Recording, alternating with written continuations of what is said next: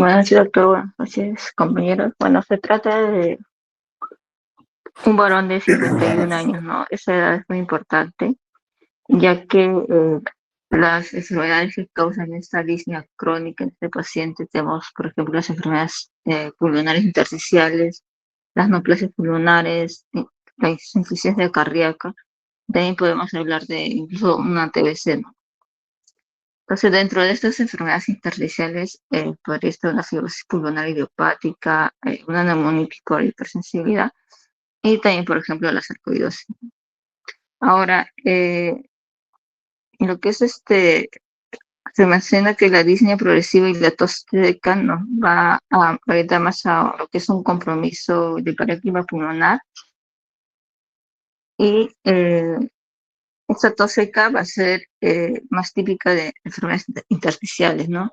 Mientras que las tos más productivas son más características de enfermedades obstructivas. Entonces, con esto ya nos podríamos apoyar con lo que es una afectación crónica de tejido pulmonar, específicamente de una enfermedad intersticial, una enfermedad restrictiva. Asimismo, podemos decir que no hubo una respuesta a lo que es a los antibióticos, ¿no? Entonces esto de acá nos podría estar alejando de una infección aguda y nos va a reforzar lo que es el proceso inflamatorio crónico del proceso restrictivo que se habló al inicio.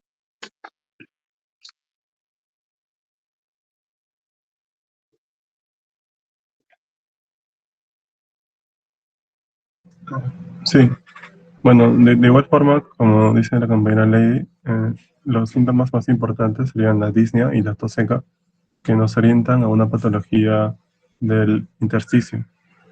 Si bien es cierto, es que nos mencionan que recibió antibióticos, esto nos ayuda a descartar una probable neumonía atípica, ya que nos mencionan que no hay expectoración y que tampoco hay fiebre. Se puede asociar con una neumonía típica, pero como nos mencionan que ya recibió antibióticos y no obtuvo mejora, nos ayuda a descartar más esta diagnóstico y nos orienta ya más a una enfermedad del intersticio, muy posiblemente un EPID, ya que nos mencionan que esto fue durante algunos meses, sería más crónico.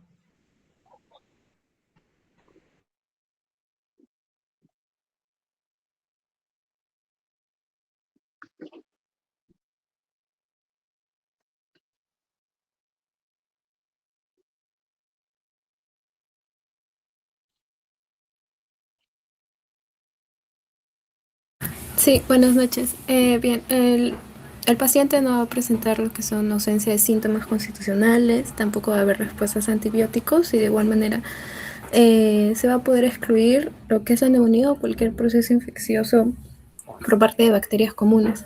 Además, también nos indican que no va a haber artralgias ni mialgias, lo cual también nos ayudaría a descartar tal vez una infección por virus que también, bueno, no va a tener respuesta inicialmente a los antibióticos. Además de que ese también se va a poder descartar porque las infecciones virales suelen curarse en un aproximado de 2 a 3 semanas. No suelen durar tantos meses como lo presenta la paciente. También estas artralgias y mialgias también podrían descartar alguna enfermedad que pueda afectar los pulmones por parte de las enfermedades de tejido conectivo, como puede ser la artritis reumatoide.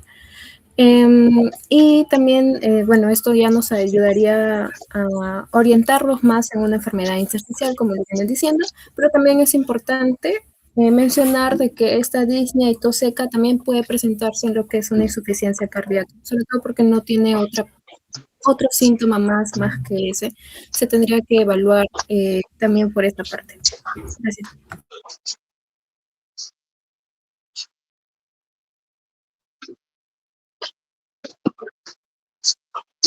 ¿Qué tal? Buenas noches, doctor y compañeros. Bueno, yendo en el mismo sentido que muchos de mis compañeros que ya han mencionado que puede ser una enfermedad intersticial, el hecho de que haya fiebre, escalofríos, sudores nocturnos o pérdida de peso, que serían síntomas constitucionales o mucho más sistémicos, ayudaría a ir alejándonos un poco de los síntomas diferenciales que puede ser como una neoplasia o, como bien mencionó mi compañera, una enfermedad del tejido conectivo que pueda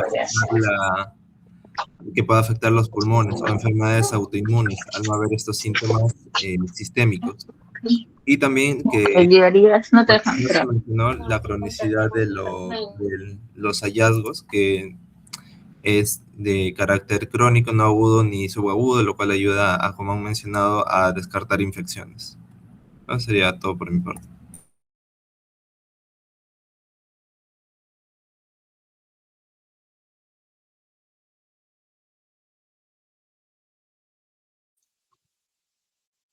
Ok, ¿qué tal? Buenas noches.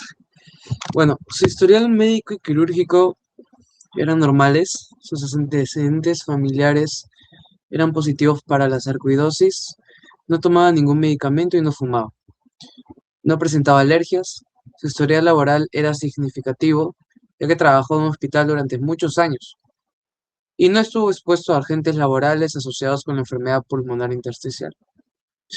Bueno, yo creo que dentro de todo este párrafo que acabo de leer, lo más predominante, lo más saltante a la vista sería el antecedente familiar de sarcoidosis, ¿no?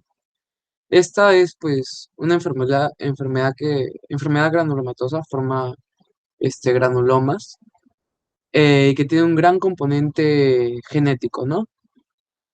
Y a su vez se asocia también con una afectación pulmonar predominante. Había leído que en un 90% de los casos es posible que la sarcoidosis se exprese plenamente en los pulmones y no a nivel sistémico, ¿no? Sin embargo, en el otro 10% también se puede expresar como dolores articulares, etcétera, ¿no? Bueno, yo creo que eso sería mi aporte para dar paso a los demás.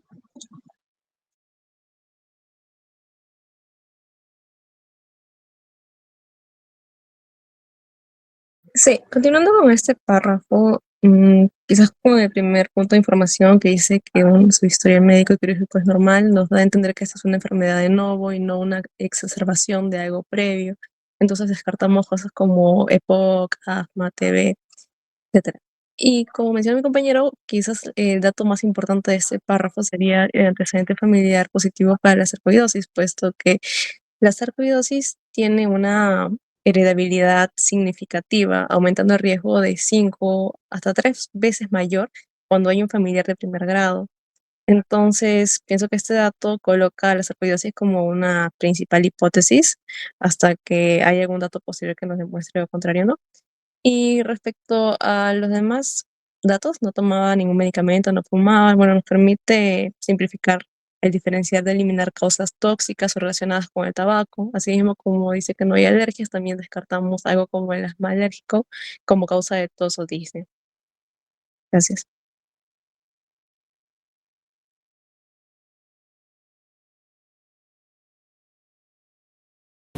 Sí, buenas noches, compañero Adrián. Bien, como han dicho, está muy relacionado el antecedente, es muy importante, ya que podría presentarse de un 10 a 15%, ¿no? En casos que sí se han confirmado de sarcoidosis, ¿no? Un porcentaje importante. Incluso la edad, aunque es un poco mayor de 50 años, nos orienta un proceso crónico, y si bien la sarcoidosis es en un rango un poco menor de 20 a 40 más o menos, bueno, podemos tenerlo en consideración, ¿no? Y los síntomas pulmonares sí están presentes, ¿no? La tos seca, la disnea, el dolor torácico, ¿no? Bueno, no es un fumador, ¿no? Es también una característica típica, ¿no? Que nos permite descartar otros problemas, ¿no? Como EPOC, y orientarnos a un carcinoma, al igual que bueno, la falta de síntomas constitucionales que también nos alejan de una infección, ¿no? Esto que se nos mencionó en el párrafo anterior. Bueno, principalmente vendría a ser eso. Gracias, compañero.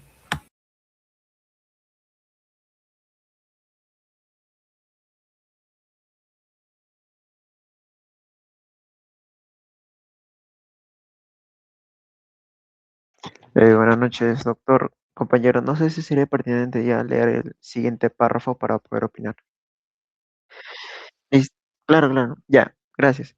Tras varios meses de síntomas que no respondían a los antibióticos, o sea, le seguían dando, se le realizó una radiografía de tórax que revela enfermedad intersticial. Posteriormente fue derivado a un neumólogo, quien realizó pruebas de función pulmonar que mostraron restricción, un patrón restrictivo y una capacidad de difusión gravemente reducida ese tiempo, ¿no? Bueno, a ver, en este paciente de 51 años tenemos los síntomas de disnea, tos seca, antecedentes de sarcoidosis y algunas negativas que nos dan, ¿no? Como el tema del trabajo, que no fumaba, que ningún medicamento, porque también podríamos pensar que algún medicamento como el metrotexate o sales de oro podría causar una fibrosis idiopática como causa, ¿no? O una neumoconiosis también, que caracteriza un patrón restrictivo. En este caso bueno, se nos dice que no va por ahí, o al menos se nos sugiere, ¿no? Pero el tema de la sarcoidosis, bueno, si bien es cierto, no es una enfermedad hereditaria, pero sí existe un buen componente genético y una predisposición familiar, como ya se mencionó, y en sí como el asma puede manifestarse, ¿no? Sin embargo, la sarcoidosis y una fibrosis pulmonar idiopática, ambos mantienen el patrón restrictivo. Si la sospecha va por ahí, ¿no? Ambos mantienen un patrón restrictivo y ambos también tienen una baja capacidad de difusión debido a que existe un engrosamiento alveolo capilar, ¿no? Lo que disminuye la difusión del oxígeno. Ahora, pero el tema del antecedente quizás tendríamos que sospechar de este patrón restrictivo corresponde a una sarcoidosis.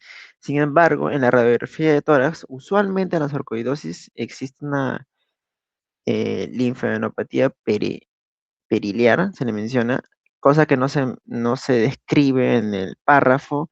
Sin embargo, tampoco puede ser cosa de exclusión, ¿no? Sigue siendo como parte del diagnóstico preventivo. Bueno, eso es lo que quería comentar.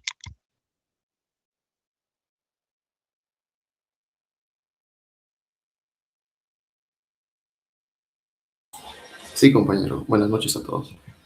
Con este párrafo, bueno, nos menciona al inicio que tras varios meses de síntomas no respondían a antibióticos, ¿no?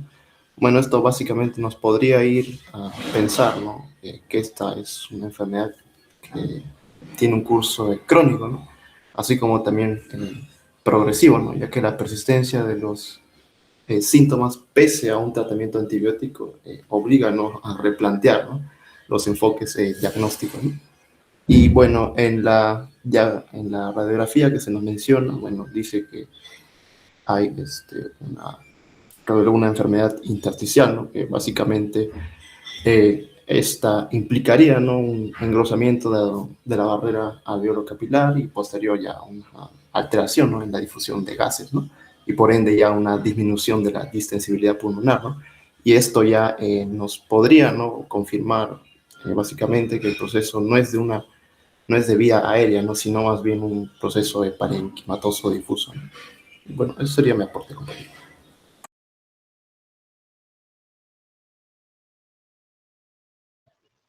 Buenas noches. Bueno, sí, ya un poco hablando sobre la parte de las pruebas de función pulmonar, menciona que muestran un patrón restrictivo, de restricción, ¿no? En este caso, lo que podríamos ver, aunque no lo detalla muy bien, es que, bueno, se vería una disminución, ¿no? De la capacidad pulmonar total. Justamente este es, bueno, causado comúnmente por las enfermedades intersticiales, ¿no? Como hemos planteado ya podría ser una fibrosis o una sarcoidosis. Y también otro punto que se ve aquí es que la relación del BEF1 y la capacidad vital se ve normal o también podría estar ligeramente aumentada, ¿no? Porque si bien la cantidad de aire que se va a exhalar es menor justamente por la restricción. Ya cuando estamos hablando de la relación entre estos dos parámetros, pues ya aquí se ve que puede incluso mantenerse o aumentar un poco en las enfermedades restrictivas, ¿no? Entonces, bueno, sí, con esto ya un poco como dije, estamos cerrando nuestras posibilidades a que quede entre, podría ser una fibrosis o también por los antecedentes nos estamos mandando un poco más a lo que sería la sarcoidosis.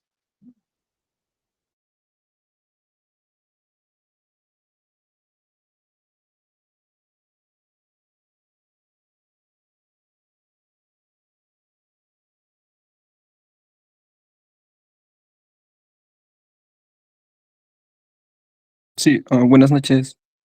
En el caso de lo que vendría a ser ya este último párrafo, bueno, ya complementando lo que mencionaron mis compañeros, al inicio se estaba sospechando de que podría, bueno, ya no se trataría de una neoplasia, ¿no? O tampoco alguna infección. Y se confirmó más de que haya sido alguna infección bacteriana porque luego se le da el tratamiento con antibióticos, ¿no? Y observa que no responde de una manera adecuada, no sigue con la enfermedad.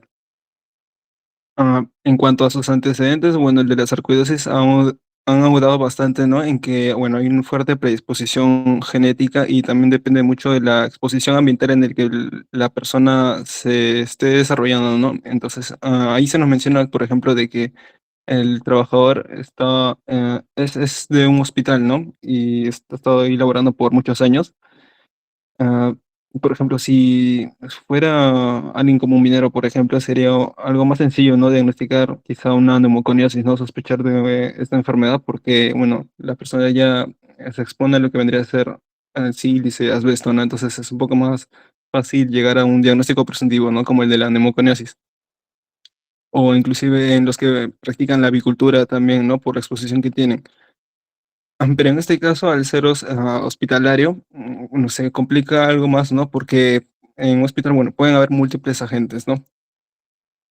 Pero el antecedente de la sarcoidosis ya es algo fuerte que tiene ahí como antecedente para poder sospechar, ¿no? Y ahondar ahí. Lo que respecta ya a las pruebas que se le hacen, como el de bueno, con la espirometría, deduzco que le hacen la espirometría más adelante. Evalúan lo que es la, el síndrome restrictivo, ¿no? Que ya presentaba el paciente anteriormente. Y bueno, también la capacidad de difusión, ¿no? El DLCO, como había mencionado ahí, ¿no? Por la menor difusión de monóxido de carbono, ¿no? Que es gravemente reducida y que son patrones típicos de lo que vendría a ser una enfermedad pulmonar intersticial, ¿no? De tipo restrictivo, claramente. Y bueno, lo que lo vendría a verse más adelante con los exámenes físicos, ¿no? Radiológicos, bueno, creo que se va a ver mucho mejor lo que es este caso clínico, ¿no?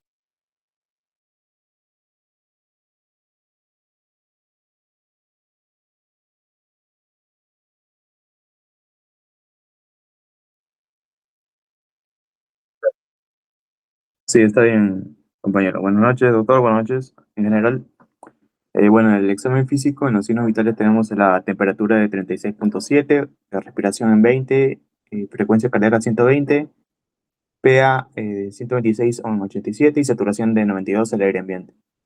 Aunque presentaba taquipnia, no utilizaba los músculos accesorios, la exploración física no reveló anomalías, la exploración torácica indicó excursiones simétricas y expansión con resonancia bilateral de la percusión. Se observaron crepitantes e inspiratorios bilaterales en la parte posterior del tórax. Su ritmo cardíaco era regular y no presentaba soplos ni galopes. El abdomen estaba blando, con ruidos intestinales normales y sin organomegalia. Las extremidades no presentaban cianosis, hipocratismo digital ni edema. La exploración cutánea y articular no reveló anomalías. Bueno, así para comentar en el examen físico, primero pues los signos vitales de cierta manera van a indicarnos que el paciente está estable, ¿no? En cuanto es bueno, hemodinámicamente estable. No está hipotenso, pero sí lo que llama la atención es digamos, el compromiso a nivel respiratorio que tiene, ¿no? Y la frecuencia cardíaca de 120, bueno, se puede entender como cierta respuesta, ¿no? A un esfuerzo justamente por la respiración o en todo caso a la hipoxemia. Ahora, esa saturación de 92, pues sí nos indica que hay un problema en cuanto es la alteración del intercambio gaseoso. Y el hecho de que no use los músculos accesorios, integrando con lo anterior mencionado por mis compañeros, no se encuentra aún en una insuficiencia respiratoria. Ahora, ¿en qué, digamos, podemos aportar? Bueno, que la exploración torácica y la resonancia conservada a la percusión hacen, o sea, descartan o disminuyen la probabilidad de que sea un derrame, un neumotórax, etc. Y refuerza la idea, los crepitantes inspiratorios bilaterales posteriores, en un compromiso ya intersticial, ¿no? Pulmonar. ¿Y esto con qué cobra mayor fuerza, mayor relevancia? Con la apertura de las unidades alveolares pequeñas en el pulmón, que tienen menor distensibilidad, ¿no? Ya explicado por mis compañeros anteriormente. Bien, eso sería el reporte. Muchas gracias, Adrián Huerta Carguamac.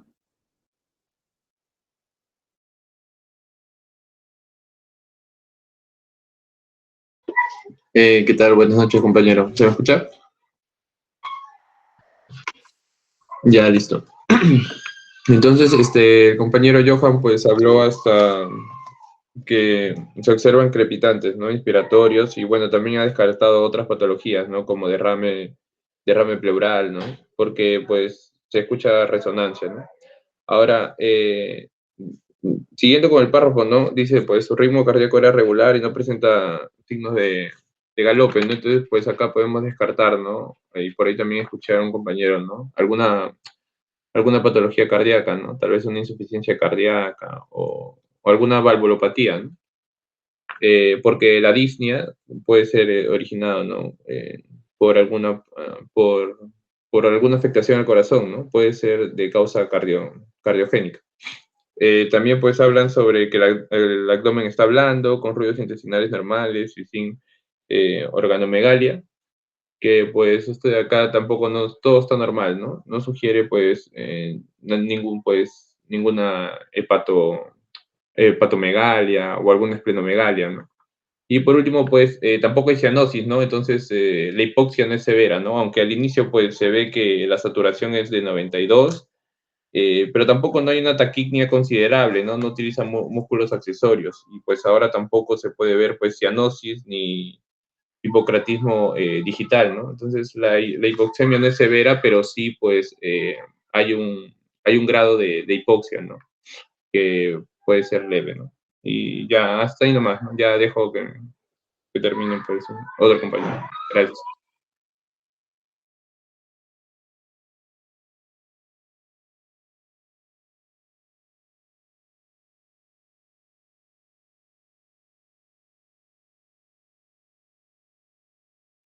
Sí, buenas noches. Bueno, en realidad lo que quería comentar es más que nada sobre sobre este examen físico, es que lo que sí notamos es que, bueno, al no haber fiebre como tal, su temperatura se encuentra normal, significa que no hay ningún tipo de infección. Y bueno, lo que sí es la taquicardia, lo cual indicaría una respuesta simpática, ¿no? Compensaria ante la hipoxemia. O también un posible esfuerzo cardíaco de hecho, o un cuerpo pulmonar secundario a la enfermedad pulmonar intersticial. Bueno, como creo que antes he mencionado también, la taquipnea, o sea, aunque no tenga uso de músculos, eh, esto más que nada se va a compensar la baja de sensibilidad pulmonar, ya que ese tipo de esta enfermedad, el EPIT, es más que nada un patrón restrictivo, ¿no? Y bueno, pero el hecho de no usar músculos accesorios va a sugerir que, aunque no hay fatiga, aún no hay una insuficiencia respiratoria aguda inminente, ¿no? Y bueno, eso se confirma también con la saturación.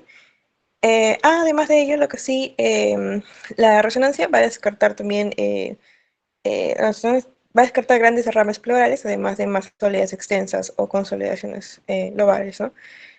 Más que nada porque esta es una enfermedad que se encuentra en intersticio y no como tanto en los alveolos.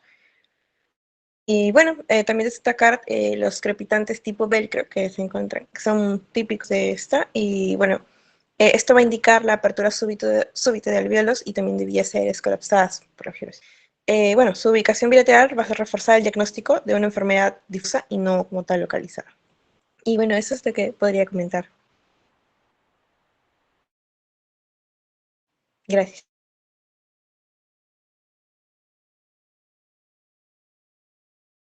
Sí, gracias compañero. Buenas noches.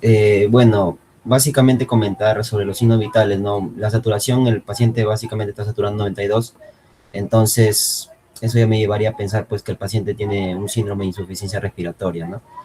Y bueno, también se condice obviamente con lo que está taquineico, pero también lo que resaltaría acá sobre todo es el último renglón, ¿no? El que dice que la explosión cutánea y articular no reveló anomalías, ¿no? Y bueno, básicamente pues eso también, por así decirlo, es una parte de la clínica también de la sarcoidosis, ¿no? Las artralgias, mialgias también, pero obviamente no se descarta, pero también creo que lo estaban planteando como un posible problema que tenga el paciente por el, por que lo puede heredar, ¿no? La sarcoidosis, pero no tanto así se ve. Y yo más plantearía, pues, obviamente, como lo han venido diciendo todos, ¿no? De un patrón intersticial, bueno, el EPIC, ¿no? Que justamente se condice con la clínica que el paciente está presentando, que es básicamente, pues, la disnea progresiva, también tos seca, ¿no? Básicamente eso.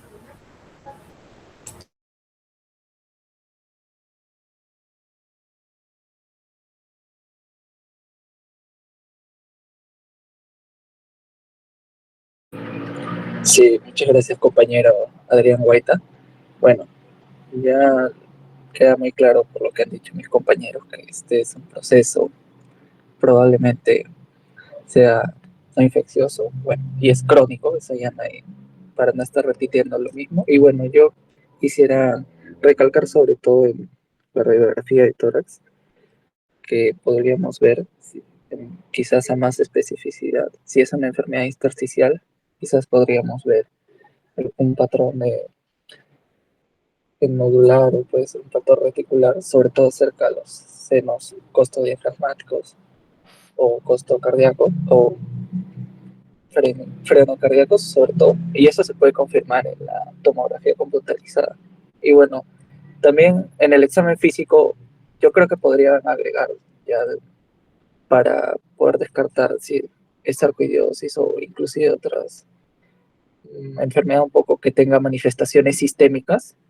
Podríamos agregar, aparte de que menciona que no tiene ninguna manifestación cutánea, articular, al parecer tampoco tiene los dedos en palillo de tambor, podríamos ver si es que le han hecho palpación de los ganglios, si es que tiene adenopatías ciliares. Eso podría ser importante, porque la sarcoidosis generalmente suele hacer esta adenopatías y síntomas más sistémicos que se pueden ver. En cambio, una enfermedad restricta al pulmón, como la fibrosis pulmonar, es más como una afectación más local que puede tener el hipocreatismo digital, que en este caso no se presenta. Y bueno, esta enfermedad parece que no está muy avanzada, por eso todavía no está dando manifestaciones tan sistémicas, ni tampoco parece que el paciente está, o sea, lo está compensando por ahora. No tiene todavía una disnea tan fuerte o una hipoxemia tan marcada. Eso es lo que podría aportar, compañero White.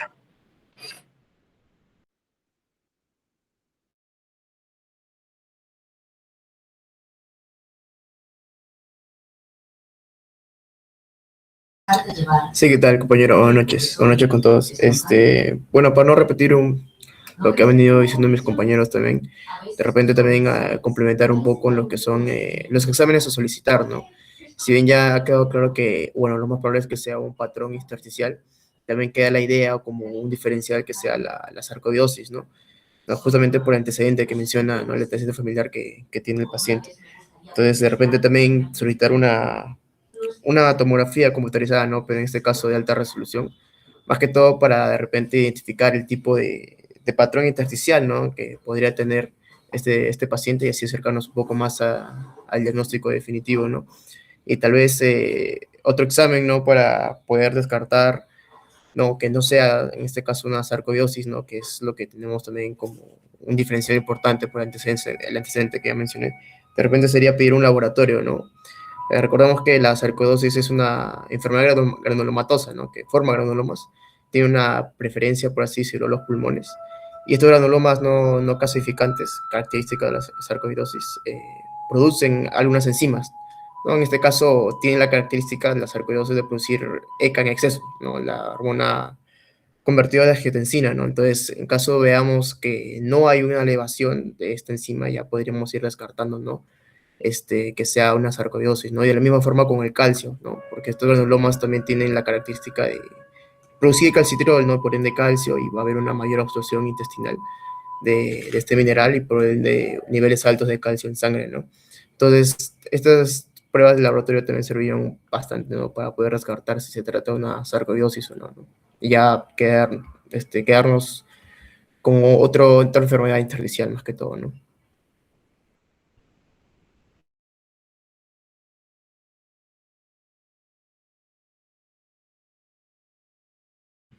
Sí, buenas noches, doctor, y buenas noches, compañeros. Bueno, ya como tal, sintetizando todo lo que venía mencionando sus compañeros, tenemos que mencionar el síndrome principal en este caso, ¿no?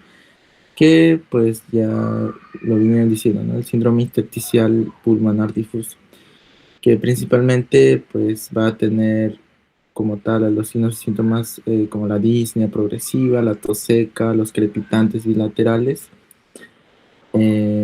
Bueno, no se precisa exactamente qué tipo de crepitante sea, pero bueno, por todo el cuadro clínico y por el patrón radiológico nos hace suponer que son crepitantes tipo velcro, ¿no? Y bueno, también apoyándonos justamente de la espirometría en este caso, ¿no? Ya que se indique que tiene un patrón restrictivo. Y bueno, secundario a este síndrome, tiene también otro síndrome, ¿no? El síndrome de insuficiencia respiratoria, en este caso hipoxémica leve. Esto sobre todo porque va a haber, como sabemos, una alteración a nivel de de la gradiente alveolar arterial por justamente este engrosamiento que va a tener el intersticio pulmonar, ¿no? Es por eso que se muestra lo que es la saturación de oxígeno en 92% a un FIO 21, como es el aire ambiental, ¿no? También, pues este síndrome se sustenta en lo que es la taquipnea que presenta el paciente con una taquipnea leve y también la taquicardia como tal.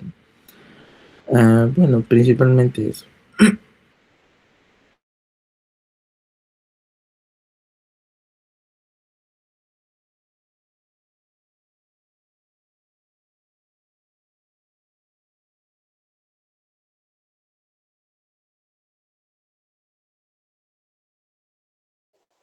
Sí, ¿me escuchan? Ya. Bueno, para hablar un poco de la exploración física, también se puede destacar la presencia de la taquipnia si no sabemos si los accesorios, lo cual, como ya mencionaron antes, va a sugerir que el compromiso respiratorio es leve o moderado y que todavía está compensado. Además, la evaluación torácica muestra la expulsión y la expansión que son simétricas con percusión normal, lo cual también permite descartar la patología pleural o procesos que ocupan espacios significativos. Pero la presencia de los crepitantes inspiratorios bilaterales también va a ser un dato importante, ya que lo podemos asociar a la apertura de unidades alveolares colapsadas y de engrosamiento intersticial, lo cual va a ser característico de las patologías intersticiales pulmonares, ¿no? Y es algo que hay que tomar en cuenta y también lo podemos tener en consideración con su antecedente familiar de la sarcoidosis, que ya lo predisponen a este tipo de infección.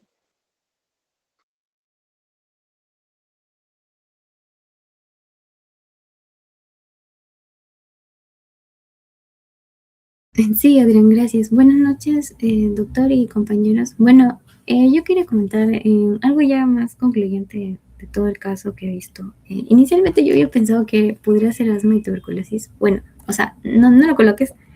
Era lo que yo pensaba, pero luego ya con los, bueno, con no había encontrado sibilancias ni variabilidad de los síntomas, así que ahí descarté asma, ¿no? También descarté TB porque no encontré síntomas constitucionales como baja de peso, fiebre, además tampoco habían una tos productiva, ¿no? Pero lo que sí, como creo que ya todos han comentado, la disnea progresiva, la tos seca, los crepitantes, sobre todo inspiratorios posteriores ahí, además de la saturación de oxígeno de 92, que era bajo, sí orientaba mucho lo que era una enfermedad pulmonar intersticial. Y ya partiendo de ahí, podríamos pensar en varias cosas, no solo sarcoidosis pulmonar, que bueno, por una parte sí me llamó mucho la atención y me puse a investigar también sobre eso, más que todo por el antecedente, ¿no? En este caso, para poder observar eso, podríamos pedir, como ya lo comentaron, una tomografía.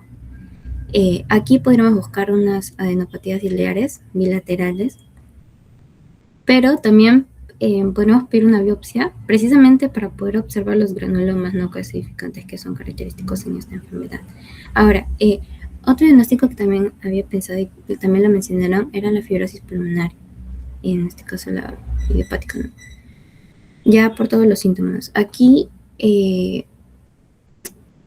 creo que cuadra mucho más porque los crepitantes tipo velcro que habíamos estudiado también en semio, pero aquí podremos pedir un examen o pruebas de función pulmonar. Aquí podremos ver lo que es un patrón restrictivo o una disminución de lo que es el del CON. Y bueno, también podría ser importante ver otras causas de la enfermedad intersticial, ¿no? Y aquí es donde yo, bueno, quería agregar otra enfermedad más en lo que son los diferenciales, y era la neumonitis. En este caso, porque también comparte las mismas características que era la disnea, la tos seca, la opresión torácica, y también crepitantes, además de la hipoxemia. Entonces, algo más era que también podías presentarse de forma aguda, subaguda o crónica, ¿no? Entonces, en este caso sería crónica. Ahora, algo importante que, bueno, no estoy segura porque mencionan en la historia clínica que no ha sido expuesto, pero podremos buscar exposición ya sea a aves, o modificadores, porque esos son los que, digamos, hacen que el paciente desarrolle este tipo de enfermedades, ¿no? Entonces, ya bueno, aquí también podría ser la tomografía, podrían ser también las mismas, las pruebas funcionales también, o un lavado broncoalveolar. Eso también podría apoyar mucho, ¿no? Entonces, ya bueno, la taquicardia y un poquito de la presión arterial podríamos encontrarlo ya por parte de lo que es la hipoxemia, ¿no? Y bueno, eso nomás quiero comentar. Gracias.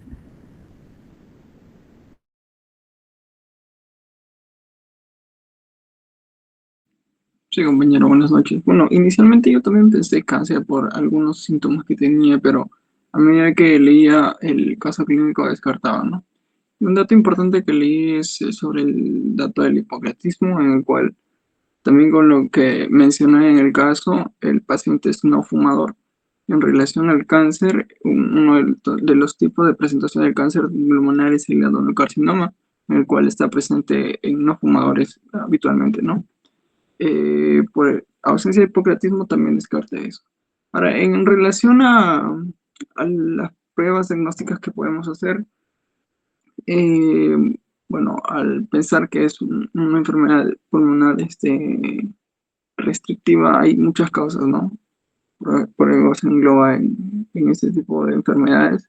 Y una de las causas también que se le puede dar, porque los datos no nos dan muchas pistas, podría ser una enfermedad autoinmune, ¿no? En el cual puede generar la función pulmonar, y quizás se pueda optar por por pruebas como por ejemplo el factor reumatoide o las pruebas ANA, ¿no? Para descartar quizás el origen de la enfermedad. Eso sería todo.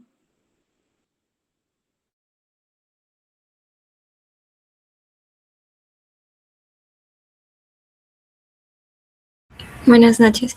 Sí, también había pensado en asma y EPOC. En este caso lo fui viendo porque no había sibilancias para el caso de asma, y en EPOC no nos mencionan que utilizaba los músculos accesorios, así que como que lo fui descartando, pero sí me fui más por la idea de que fuera una fibrosis pulmonar, debido a, como lo mencionaron anteriormente, los crepitantes tipo velcro.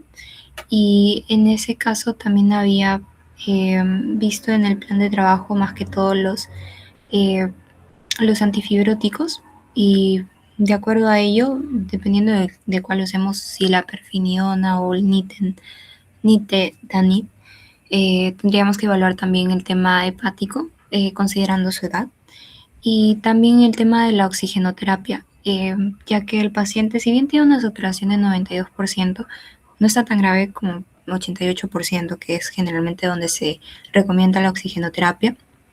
Pero si la enfermedad al ser crónica sigue progresando y baja su saturación, creo que sería conveniente.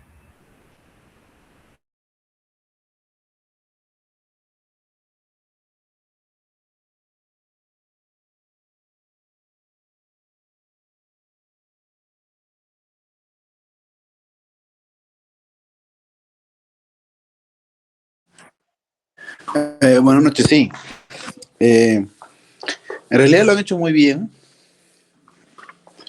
Casi la mayoría ha estado planteando la posibilidad de que pueda tratarse de un EPID, ¿no? Entonces, el EPID en realidad es como un síndrome parenquimal, un derrame pleural, ¿no? Pero el detalle acá está en que en realidad este grupo de pacientes que tienen esta patología, la manera como uno debe enfocarlo, no, normalmente es muy también inespecífico. Los síntomas generalmente son tos y disnea. Al examen físico uno va a encontrar taquimia, polimnia, crépitos, subcrépitos.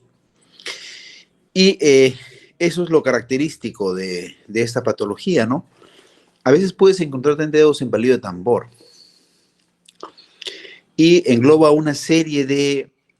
es un síndrome que engloba más o menos 120 patologías, ¿no? Algunos han englobado como sarcoidosis, probablemente porque esta enfermedad también es rara, la sarcoidosis. Casi en toda mi vida de neumólogo he visto 2 o 3 casos de sarcoidosis. Está en el diagnóstico diferencial del EPID. Sin embargo, hay que priorizar siempre la parte de origen desconocido, que es el más frecuente. O sea, sí lo han englobado, sí lo han manejado bien, han hecho un diagnóstico diferencial como debe ser. Nosotros normalmente lo que hacemos es, en el EPID, evaluamos que no tiene enfermedad de tejido conectivo, porque esas enfermedades multisistémicas pueden comprometer el pulmón, ¿no? Entonces, una vez que hemos identificado lo que he nombrado, tos, disnea, polimnia, taquimnia, dedos en palillo de tambor, velcro, que son lo característico y son como con la mano los síntomas que uno debe hacernos sospechar, sobre todo el velcro, ¿no? Esos crépitos, subcrépitos que uno escucha, sobre todo en las bases, uno debe decir, uy, estoy frente a una fibrosis, ¿no? Entonces tienes que comenzar a descartar las causas conocidas, como por ejemplo una congestión pulmonar, un reflujo gastroesofágico, una enfermedad multisistémica como de origen autoinmune, como la R, lupus, esclerodermia, Sjögren, enfermedad de tejido conectivo, que dentro de su compromiso está el pulmón.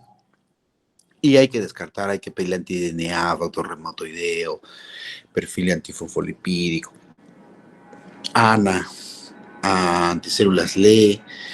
Y si algo saliera positivo y además de los síntomas se estuviera asociando a un problema articular, uno piensa que es un problema de tejido conectivo, ¿no? Pero uno va descartando, no es reflujo, no es medicamento, no es enfermedades autoinmunes, no es una neumonía por hipersensibilidad, una enfermedad de sustancias orgánicas. Entonces uno dice, no es eso, y viene la más frecuente, es la de origen desconocida, idiopática, ¿no? Esa es la fibrosis pulmonar idiopática, que es la neumonía intersticial usual, que tiene una serie de entidades, ¿no? Que son parecidas, ¿no? Un INE, una neumonía intersticial aguda, una neumonía intersticial linfocitaria, una neumonía intersticial descamativa. Entonces, hay un subtipo, pero la más frecuente es la neumonía intersticial usual, que es típico en este grupo de pacientes. O sea, en ese paciente mayor de 50 años que viene con los síntomas, hay que pensar que es de origen desconocida, pero no le vamos a decir, oye, señor, usted tiene una enfermedad de origen desconocida. hay que descartar todas las causas que puedan condicionar a ese PID, que es un síndrome, como les he dicho, ¿no? Y una vez que no se haya identificado, una vez que se haya evaluado y no se ha encontrado la causa conocida, se plantea que probablemente se trate de una enfermedad idiopática. No es reflujo, no es sustancia orgánica, no es sustancia inorgánica, no es enfermedad de tejido conectivo, no es medicamento, no es congestión pulmonar, etcétera. Uno dice ya es de origen idiopático, ¿no? Y el tratamiento es básicamente corticoterapia, inmunosupresión y antifibróticos, ¿no? Dependiendo de algunos responden, otros no. Pero los que son de origen desconocido no responden muy bien a corticoterapia. Y hay una definición, ¿no?, que se ha agregado, la fibrosis pulmonar progresiva, ¿no? Entonces uno tiene que evaluar si esta entidad está progresando y en función de eso uno decide dar antifibróticos o derivar a trasplante, ¿no? Que esa es la única opción que tenemos. Muy bien, entonces lo han hecho muy bien. ¿Quién es el que ha dirigido hoy día? Muy bien, Adrián. Adrián, sí. Adrián, te voy a pedir un favor. Mira, ahorita solamente yo veo que hay muy pocos los que han participado. Date tu tiempito, me mandas una lista, mándame por favor el planteamiento de los problemas que has tenido, ¿ya? Pero sobre todo los problemas y síndromes y el planteamiento que se ha tenido para poder evaluar, ¿no? A todos. Lo que sí he ido notando, escuchando a cada uno de ustedes, ¿no? Pero hay muchas personas que han asistido, ¿no? En este seminario, ¿ya?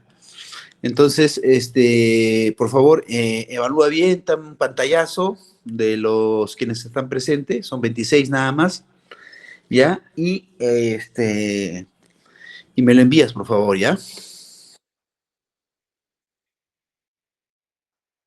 Claro. La conclusión de este primer seminario es tener los problemas y los síndromes. Por ejemplo, si alguno de ustedes ha planteado de que puede ser un sintomático respiratorio, el plan de trabajo es solicitar beca en esputo. Si algunos han considerado una insuficiencia respiratoria, el plan de trabajo es solicitar un AGA.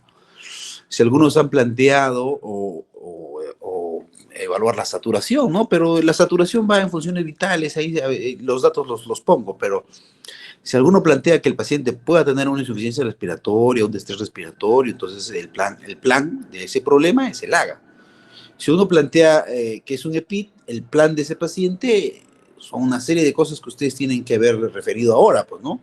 O sea, lo que actualmente se discute es, uno, evaluar los problemas, ¿no?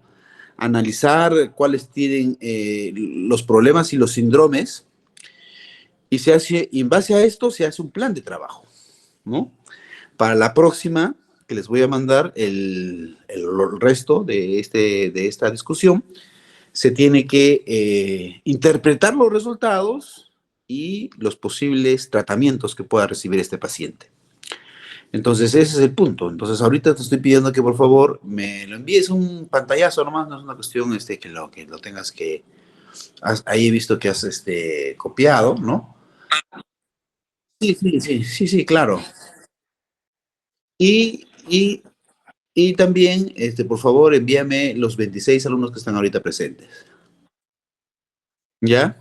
Entonces, para tener, pues, si los que no han asistido, bueno, ¿qué voy a hacer? Pues no quieren participar. ¿Ya? Entonces, por favor, espero esto, ¿ya? O si lo quieres, lo derivas a la delegada y la delegada ya tiene mi número y me envía para hacer la evaluación de este seminario y del otro, sobre todo esta primera parte, que lo tengo que promediar con la otra, ¿no? Sí, está bien, no hay problema.